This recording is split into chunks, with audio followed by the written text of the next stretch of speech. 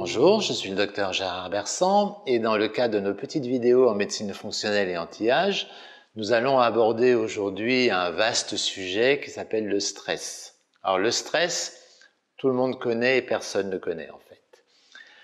Le stress d'abord c'est quoi? La définition c'est que c'est un état de tension. C'est quelque chose qui va entraîner une tension physique ou surtout morale ou mentale, psychologique. Cet état de tension n'est pas forcément négatif. Nous avons besoin de cet état de tension pour avancer. Ne serait-ce que musculairement, quand vous voulez avancer, vous êtes bien obligé de tendre vos muscles pour faire un pas.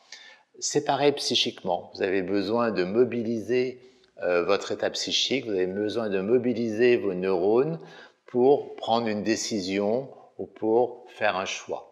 Donc le stress en soi n'est pas forcément quelque chose de négatif. Mais par contre, ce qui est souvent négatif, c'est ce que nous en faisons. Cet état de tension, quand il dure trop longtemps, va entraîner des désordres physiologiques. Alors, le principal désordre physiologique, c'est un peu l'hyperactivité du cortisol.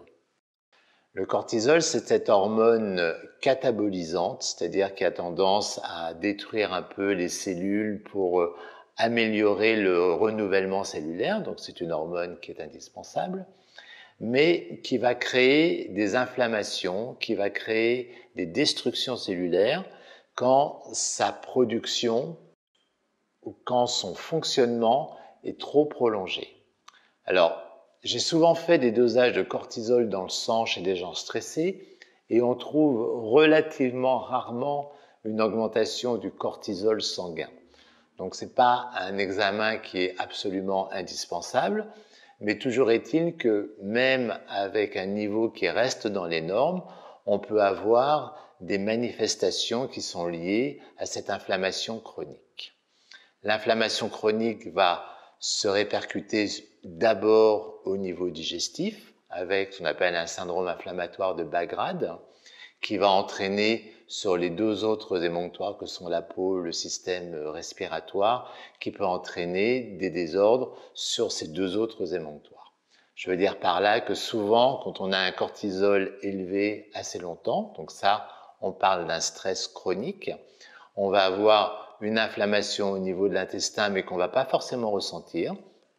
Soit on la ressent, on est ballonné, on a des troubles digestifs, soit on ne la ressent pas, mais on va avoir un problème de leaky gut syndrome, c'est-à-dire un syndrome d'intestin perméable qui va laisser passer des toxines, et on va se retrouver avec soit des problèmes cutanés, de l'eczéma, du psoriasis ou autre chose, soit des problèmes respiratoires avec une baisse immunitaire, avec des rhinites à répétition, voire de l'asthme, etc. Le panel des maladies chroniques liées à ce syndrome inflammatoire de bas grade est très vaste. Et en fait, on pourrait presque entrer dedans toutes les maladies dégénératives. Donc on voit à quel point le stress est un élément détériorant de notre vie quand il est chronique.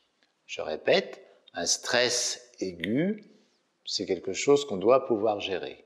Quand le stress perdure, quand il est chronique, quand il finit par dérégler nos systèmes de neurotransmetteurs, adrénaline, noradrénaline, et dérégler notre système anabolisant, catabolisant au niveau hormonal en augmentant la fonctionnalité du cortisol, on arrive à des dégâts un petit peu chroniques. Alors, comment fait-on pour gérer ce stress? En fait, il faut le gérer de deux manières. Il faut le gérer à la fois sur le plan psychique et à la fois sur le plan physique. Alors, je répète, le stress en soi n'est pas forcément quelque chose de négatif et on en a besoin pour avancer. Donc, le problème n'est pas de vouloir maîtriser le stress. On ne peut pas maîtriser son environnement, on ne peut pas maîtriser sa réactivité, on ne peut pas maîtriser tout ce qui peut engendrer du stress. Mais par contre, ce qu'on peut maîtriser, c'est la manière dont on va réagir au stress. Soit des exercices de respiration tels que la cohérence cardiaque, mais il y a plein d'autres choses. On peut faire de la marche, on peut faire du qigong, du yoga, du tai chi, tout ce que vous voulez. Des contractions physiques. On doit aussi arriver à faire une décontraction psychologique. Donc ça, effectivement, c'est de la méditation.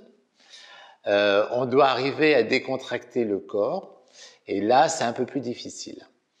Ne pas oublier que dans l'équilibre anabolique-catabolique, l'hormone principale catabolisante, c'est le cortisol. Et au point de vue quantité, une hormone importante pour contrer le cortisol, c'est la DHEA. Et ça m'arrive souvent de prescrire des doses plus ou moins importantes, plus ou moins faibles de DHEA quand on a un stress chronique qui va entraîner des manifestations sur ce syndrome inflammatoire de Bagrad. Voilà, j'essaie de résumer cette histoire de stress, mais pour vous dire que avoir du stress, c'est normal. Avoir un stress prolongé, déjà, il vaut mieux éviter. Et surtout, avoir des mauvaises réactions physiques ou psychologiques au stress, là, la médecine fonctionnelle et anti-âge peut vraiment vous aider. Donc, n'hésitez pas à en parler à votre médecin. N'hésitez pas à voir ou à consulter des ouvrages pour voir comment on peut arriver à gérer intérieurement ce phénomène de stress. À bientôt.